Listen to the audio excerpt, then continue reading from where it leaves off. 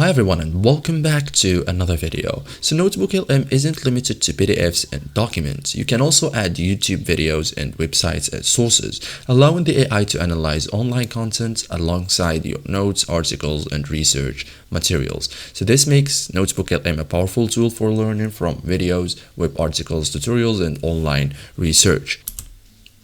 In this guide, I will show you step by step how to add YouTube video or a website as a source in Notebook in 2026. Simple and effective. So first thing, open NotebookLM, like create a new notebook or open an existing notebook. Like you can use study notebooks, research projects, business research, personal learning notebooks. So organize sources by topic whenever possible, okay? Copy the YouTube video link. For example, open the YouTube video you want to use.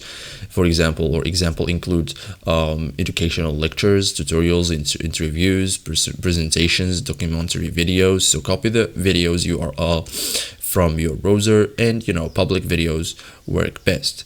So add a new source, like inside NotebookLM. Select the option to add a source, like choose the method that allows adding a URL or online source. NotebookLM can analyze supported web content directly, okay? So then paste the YouTube URL, okay?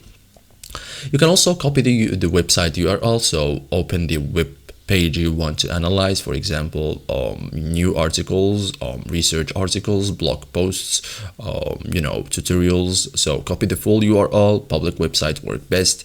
Add the website as a source, verify the imported content, and use the source for AI tasks. Okay, so thank you guys for watching this video and see you in the next tutorial.